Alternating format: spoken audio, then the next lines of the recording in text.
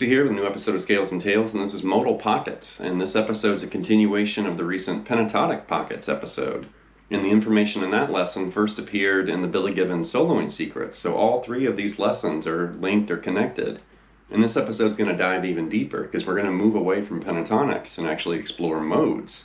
And as a guitar instructor, I've had more students ask me about modes, modal progressions, and these modal flavors found in music than just about anything else. I've had a lot of students ask about this.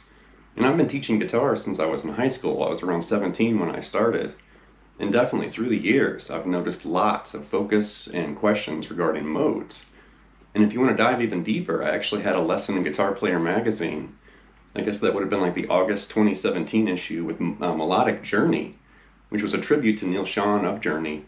But it also dipped into these modal pockets. So if you want to dive even deeper after this episode, check out my lesson in Guitar Player.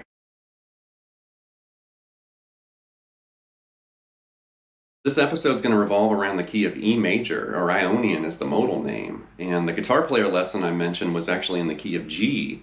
So I've moved this to the key of E, and we're going to dive much deeper than the Guitar Player lesson, dove. But the first thing I need to make sure you understand is the breakdown of modes from the major scale and the names of these different, modal scales. And the names came from Greek gods, but I promise if you spend enough time with this and really get this under your fingers, you're going to sound like a guitar god in no time. But check out this image breaking down the modes from E major.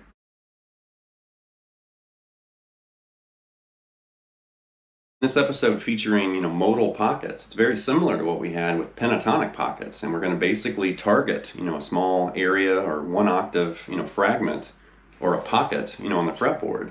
And we're going to start manipulating and soloing and jamming, using the notes from that area on the neck. And it's really important to understand, the construction of E Ionian, or the major scale. And we're going to have E, F sharp, G sharp, A, B, C sharp, D sharp, and E.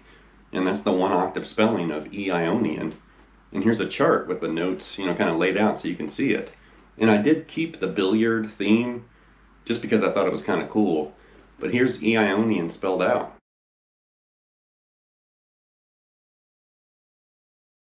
Before we dive in here, it's really important to realize you could put that one octave, E major scale or E Ionian fragment anywhere on the fretboard. You could do it low or really high, but I'm purposely choosing to put it right here. And there's a little one octave, scale fragment or pocket right here. And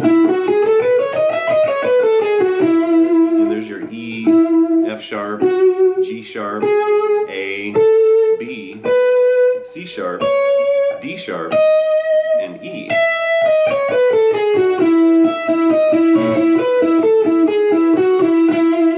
And like I said, you could put that anywhere, but I'm purposely putting it right there, and we're going to, recycle this and start walking through modes using that little modal pocket right there. So here's an image showing you what we're doing right there in the 9th position, starting on the note E on the G string.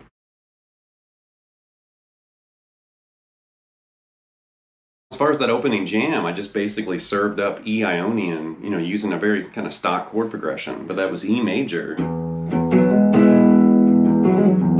then B major, and then A major, but I'm also kind of flirting with the sharp 11 right there, that D sharp, right? And that definitely, really brings out E major.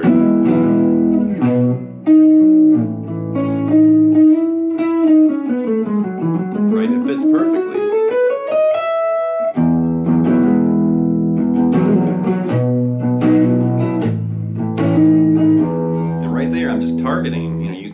pocket of notes. So I'm using the TC Electronic Ditto Looper. Just going to loop that progression. And you can hear how that scale fits over that progression, like this.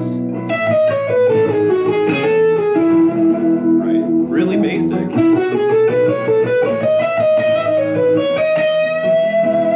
You know, and it fits perfectly over that progression, mainly because those chords come directly from E major. You know, the 1 chord, the 5 chord, and the 4 chord. All served up and kind of combined with that scale. Now, Aeolian's very plain to me. It sounds like, you know, like what vanilla might sound like if you could listen to vanilla. It has a very straight and simple and plain, you know, sound. No surprises with Aeolian.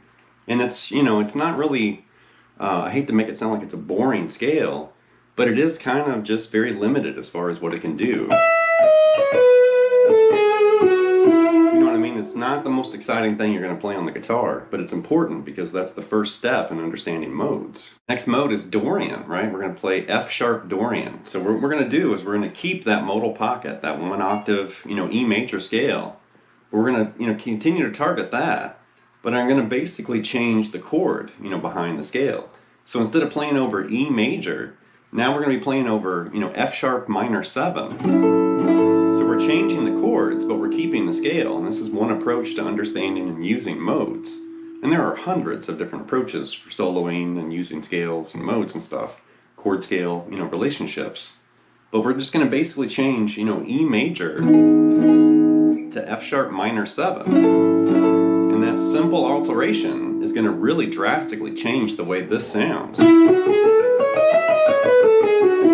Because now instead of that bright major, you know, flavor I had in the opening jam, now we're going to have this darker kind of jazzy sound, which is the typical, you know, kind of description of Dorian. So now the chord progression I'm going to jam over is F sharp minor 7 to B7, which is the major 4 of F sharp minor. And that, you know, minor 1 to the major 4 really signals, you know, Dorian big time. So that is considered the 1 chord now, and this B7 is considered the 4 chord. Right? F sharp minor 7 1 to a B7 4. You know, 1 and 4 chord. So that's something like this. But listen to what this pocket sounds like now, because now E is not the root, F sharp is, like this.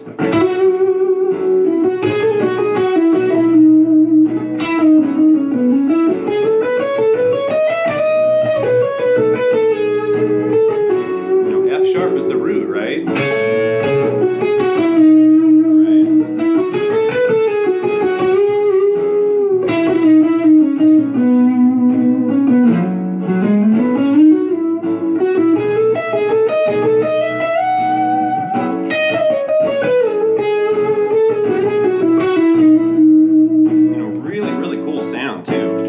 Very modern and, like I said, kind of a jazzy kind of flavor. But here's an image showing you, you know, basically F sharp Dorian in this, you know, targeted, you know, pocket area we're looking at right there.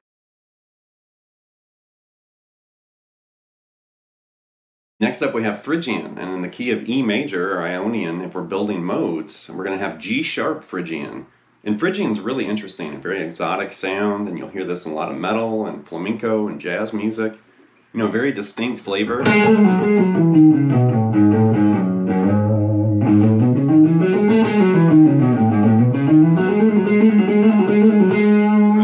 And that very distinct, you know, half-step movement from the root, you know, that G sharp moving to A. That's kind of the telltale sign that you're playing or using Phrygian. And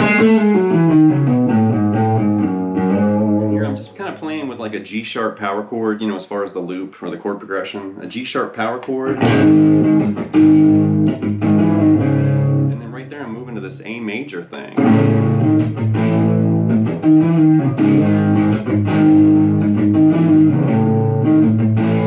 And I'm going to use that same pocket of notes we started with, you know, which is technically E major, but we're going to target, you know, the 3rd note, which is G sharp, and you're going to hear Phrygian just come to life like this.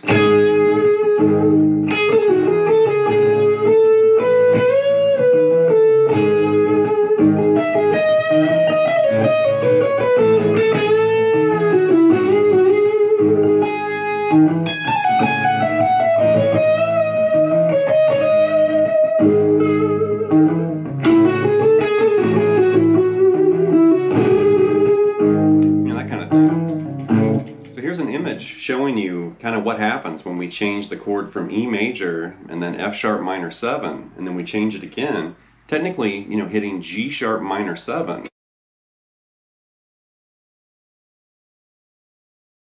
Next up is Lydian, and we're going to be building this, from the fourth note of E major, and the fourth note is A, so we're going to have A Lydian, and the appropriate chord here is going to have a sharp 11 or a raised fourth, which is really going to bring out that Lydian tonality or flavor. Think of Frank Zappa or Steve Vai or some players like that, and you're in the right neighborhood. And then as far as the jam, I'm really just starting with this. So you think that's like an A major 9, because I got that open B in there. But I'm raising the C sharp up to that D sharp, which is the sharp 11, and then moving to E right there. So I'm going up, and then I'm going back down.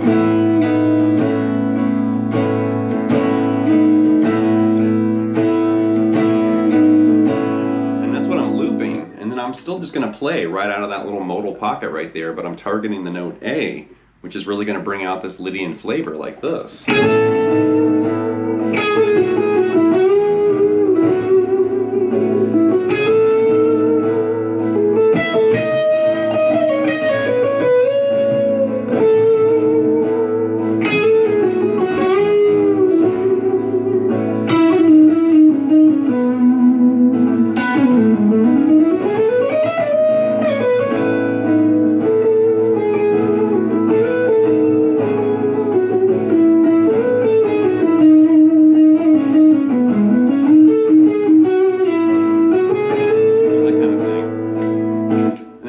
Showing you, kind of what changed when we changed the chord to that A, major 7, or like that A sharp 11, like I talked about. Okay,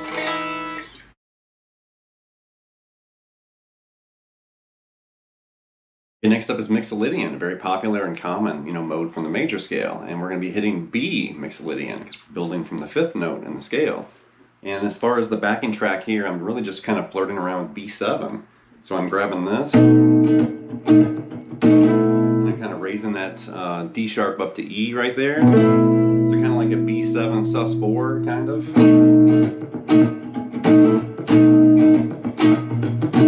And I'm also moving back to that C sharp. So I'm kind of flirting with the exact same thing we had for A Lydian, but I changed the root note. So now it's B, or B7, like that.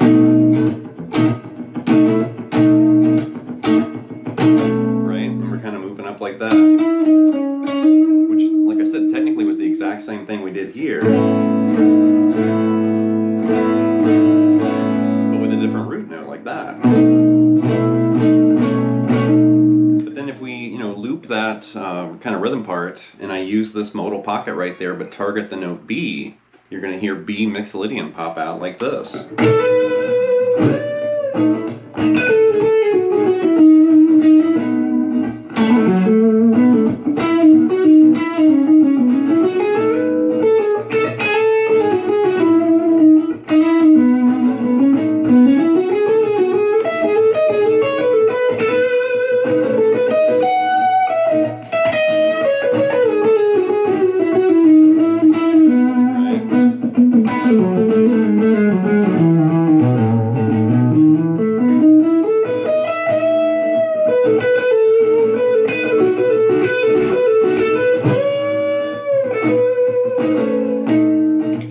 Here's a chart showing you what happened when we changed to the key of B and created B Mixolydian.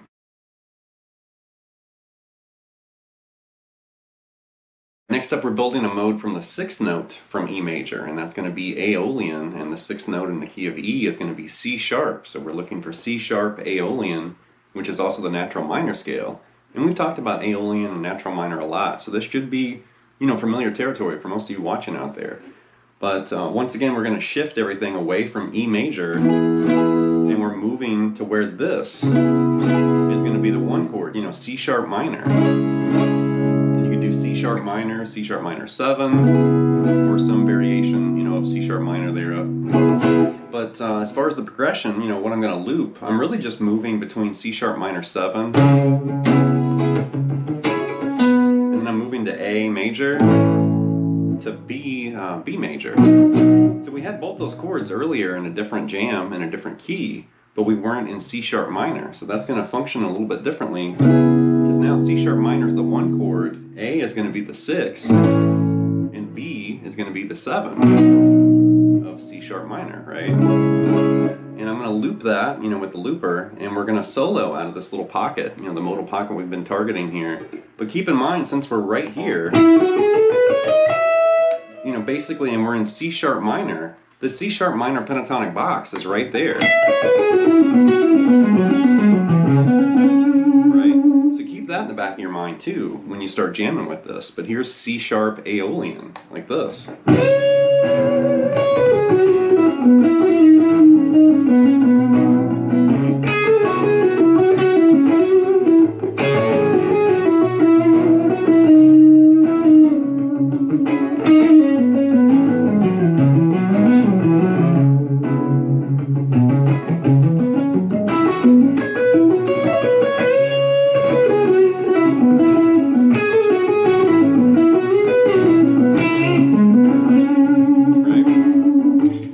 Keep in mind, I did this in the opening jam too.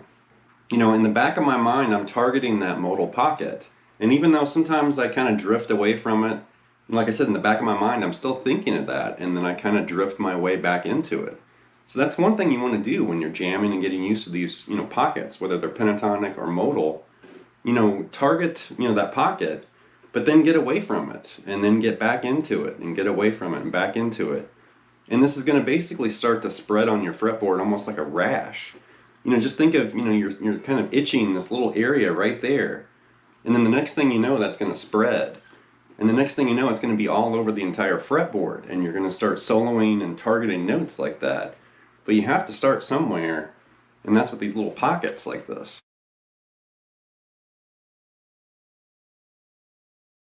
All right, let's get ugly. The last one is Locrian. So we're building modes from E major, and this is going to be on the last note. So D sharp Locrian.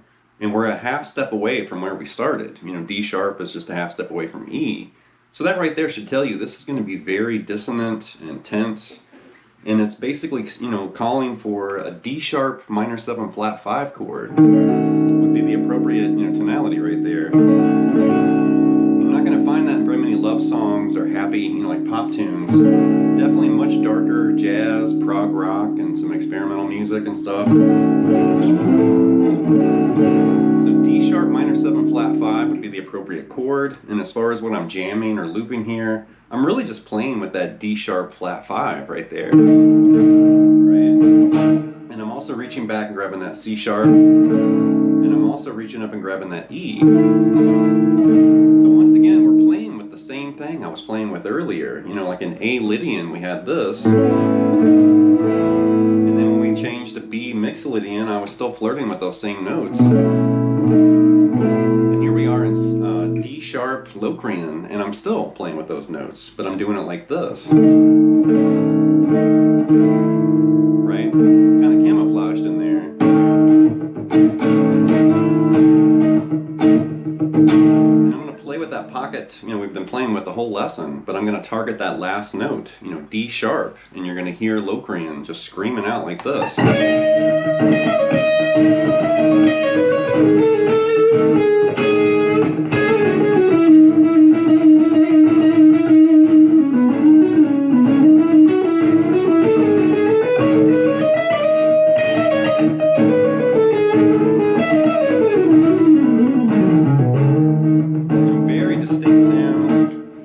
Acquired taste too. If you're not used to that tonality, it might be kind of ugly at first, but it's useful, and definitely you'll see it in music. It's just maybe not as common as some of the major or minor flavors we've already looked at. But anyway, here's an image showing you what happens when we change from E to D sharp as far as the tonality or focus for this lesson. That's going to create D sharp Locrian.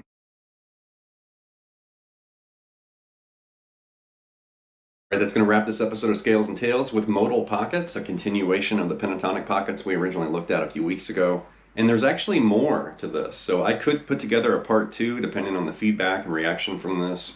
But I know for some of you out there that haven't seen this before, this may have just blown your mind as far as seeing, one pocket of notes turn into 7 different scales. And all we did was we just changed the chord we were playing over. And that magically shifted, this one scale into 7. And there's more to this, obviously. Like I said, I could dive into a part 2 or a part 3 or a part 30, but it just depends on how deep the viewers out there want to go.